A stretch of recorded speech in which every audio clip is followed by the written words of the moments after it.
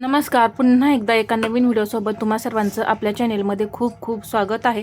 आजच्या व्हिडिओमध्ये मी पॅटर्नवरून blouse cutting कसा करायचा आहे हे सुद्धा मी तुम्हाला एकदम परफेक्ट असं समजावून सांगणार आहे. तर इथे मी पॅटर्न तयार केलेले आहेत. 40 साईज, 38 साईज, 36 साईज सर्व मी एका कस्टमरच्या मापाचे तयार करून ठेवलेत. त्यानुसार आपण कमी जास्त जर माप सेम असेल तर करू शकतो.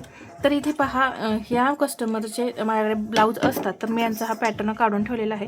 तरीही मी कंबर वगैरे कमी जास्त करून घेते. प्रत्येक वेळेस थोडं थोडं माप चेंज होत राहतं. तर हे 3 ब्लाऊज आहेत पहा या पद्धतीचे, आणि 2 मी स्टिच केलेले आहेत. असे 5 ब्लाऊज होते. तर यातला आता मी हा ब्लाऊज कटिंग करून तुम्हाला दाखवणार आहे.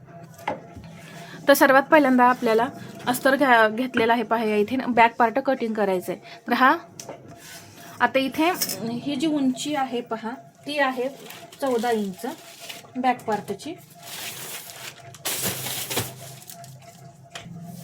तर मापं जी आहेत अशा पद्धतीने आपल्याला लिहून घ्यायची आहेत. वहीमध्ये पहिल्यांदा ब्लाऊज घ्यायचं, पूर्ण मापं लिहून घ्यायची, आणि नंतर मग आपल्याला इथे जे भाग आहेत ते परत ठेवायचे आहेत. तर इथे पहा, आधी पहिल्यांदा इथं मी हे सरळ करून घेतलं. सरळ करून घेतल्यानंतर उंची पाहिजे. तर या ब्लाऊजची उंची आहे 14 इंच. तर 14 + 1 15. तर इथून 15 इंचावरती मार्किंग करून घ्यायचं. आता इथं हे तिरकं कापड होतं म्हणून मी लाईन सरळ ओढून घेतली आहे, आणि इथून वरती मी 15 इंचावरती असं मार्किंग करून घेतलं. पहा, अजून एकदा असाच मी 15 इंचावरती पॉईंट देणार आहे. इथे हे 2 पॉईंट दिले.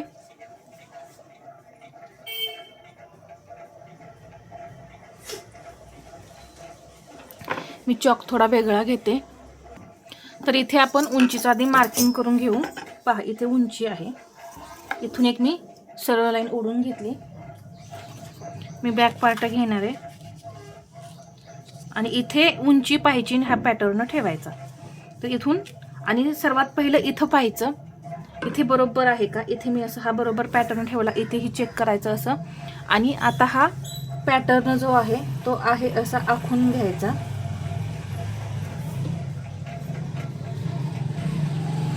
इथे हे या पद्धतीने शोल्डर सुद्धा डाऊन करायचे, आणि इथे असं आखून घ्यायचं. आता या पॅटर्नची उंची जी आहे ती 14.5 इंच आहे, आणि आपण किती ठेवलेली आहे 14. तर हा भाग असा आता वरती सारून इथं टक्सचं मार्किंग करून घ्यायचं, आणि हे सुद्धा तिरकं जे कट केलेलं असतं याचं सुद्धा मार्किंग करून घ्यायचं. आता इथे हा आपला टक्स येणार आहे. आता आपण कंबर मोजून घेऊ. तर इथं कस्टमरची कंबर किती आहे 34 इंच आहे. तर 34चा चौथा भाग किती होतो 8.5. त्यामध्ये मी 1 इंच टक्ससाठी घेतलं, आणि हे 1.5 इंच मार्जिन. तर आता हे बरोबर आहे. आता इथे गळा रुंदी किती भरतीये हे पाहणार आहे मी. तर पहा, 2 आणि वरती 1 पॉईंट भरतीये. तर मी हा 1 पॉईंट सुद्धा इथं मायनस करून बरोबर 2 इंच गळ्याची रुंदी घेणार आहे. इथं गळ्याची रुंदी घेतली. आता इथली गळापट्टी जी आहे, मागची गळ्याची पट्टी किती आहे 3.5 इंच आहे. तर यामध्ये मी फक्त 0.5 इंच प्लस करणार आहे. कारण पहा, इथं आपण गळा असा गोल स्टिच करणार, लेस लावणार आहे, त्यामुळे इथे फक्त थोडंच आपलं जाणार आहे मार्जिन. आणि इथे मी आता गळ्याची जी रुंदी आहे ती 3 इंच घेतली. खालच्या बाजूने किती घेतलेली आहे मी 3 इंच. हा गळा असा बॉक्स तयार करून घेतला आणि गळा ड्रॉ करून घ्यायचा. या पद्धतीने मी बॅक पार्ट ड्रॉ केलाय. बॅक पार्ट झाल्यानंतर इथे लगेचच आपल्याला साईड पार्ट ठेवायचा आहे. इथे मी साईड पार्ट ठेवून घेणार आहे.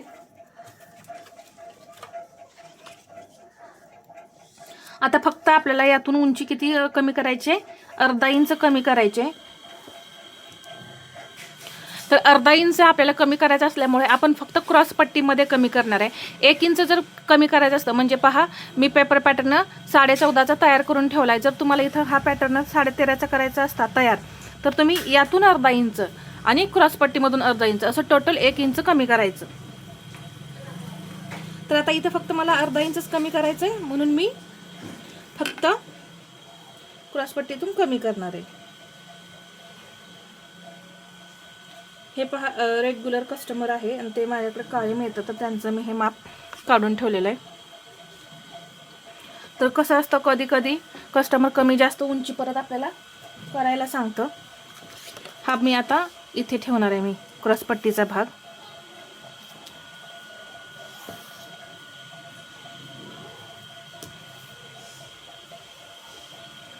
मी आहे असं मी हा ड्रॉ करून घेतला. ड्रॉ केल्यानंतर तुम्ही काय करायचं आहे, ही जी क्रॉसपट्टी आहे ती अर्धा इंचाने कमी करायची. आता तुम्हाला हवं असेल तर तुम्ही हे टेपने मोजून घेऊ शकता. इथून हे जे आहे आपलं ना एवढं कट होणार आहे. मग इथं आपली ही उंची पाठीमागची ही बरोबर होणार. आता इथे मी बाही कटिंग करणार आहे आणि या इथे लगेचच इथं मी कटोरी घेणार आहे.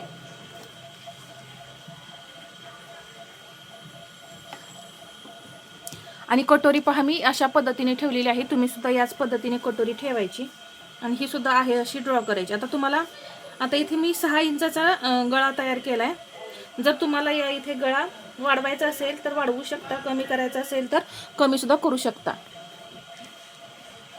इथे आहे अशी ड्रॉ करून घेतली. हे टक्सचं मार्किंग करून घ्यायचं बघा. इथे अशा पद्धतीने हा टक्स आहे.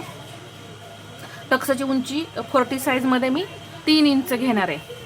तर आधी हे कट करून घेऊ आणि मग बाकीचे म्हणजे बाहीचं पॅटर्न आहे तो नंतर कटिंग करून घेऊ.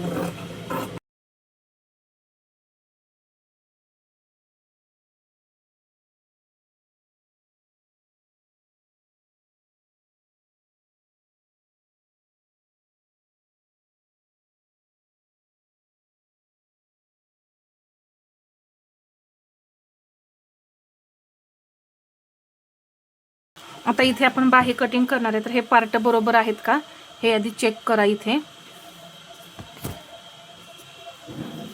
पहा. आणि आता असं 4 पदरमध्ये फोल्ड करायचं. आता इथे मला बाही जी आहे ती 8 इंचाची पाहिजे. 4 पदरमध्ये मी ही फोल्ड करून घेतली. आता हा भाग माझ्याकडे असा ठेवला. जो बंद बाजू आहे ती माझ्याकडे ठेवली. बाही आहे 8, तर त्यामध्ये मी 1 इंच प्लस केलं, 9 इंच. इथेही असंच 9 इंचावरती मार्किंग करून घ्या.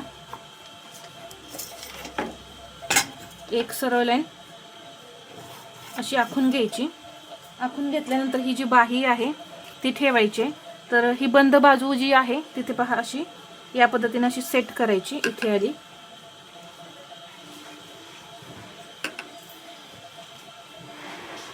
हे जे चॉकचा काट आहे ना एकदम असा बारीक पाहिजे, नाहीतर काय होणार आहे मार्किंग जाड उठेल, परत थोडं थोडं मार्जिन वाढतं. आता इथे सेंटर ठेवला. हे इथं असं सेट करायचा आकार आणि हा असा आखून घ्यायचा. आता दंडघेर आहे 6, तर इथून मी 6 इंचावरती मार्किंग करून घेतलं आणि याच्या पुढे हे 1.5 इंच मार्जिन. तर ही मी ह्याची लाईन आखून घेऊन मग कटिंग करूया. इथं मी लाईन ओढून घेते. आता हे कट करून घेऊ.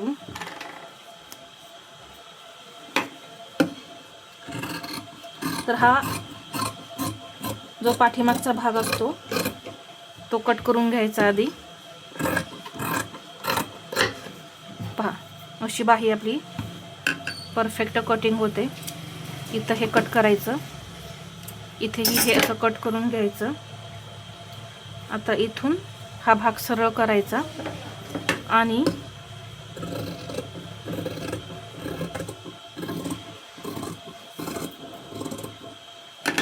इथे हा भाग अशा पद्धतीने आपला कट झाला. तर हा आपला पुढचा आकार आहे, यासाठी मी या पद्धतीने मार्किंग करून ठेवते. पहा आता आपण हे सर्व पार्ट जे आहेत ते मेन ब्लाउज पीसवरती कटिंग करून घेऊया. तर पहा हा ब्लाउज पीस आहे.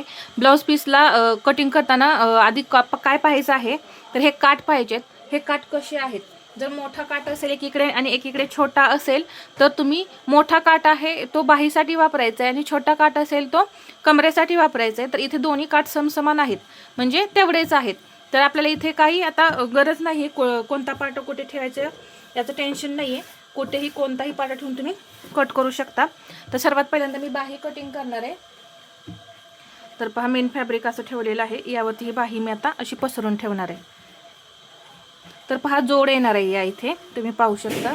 तर अशी सेंटरला बरोबर बाही ठेवून घ्यायची.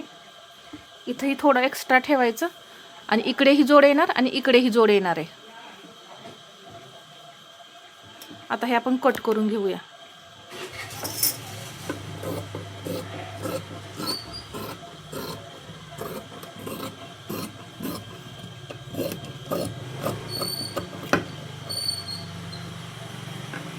तर हे बाही आता आपण बाजूला ठेवून घेऊ. मी आता बाकीचे सर्व पार्ट कटिंग करून घेऊन मग तुम्हाला दाखवते.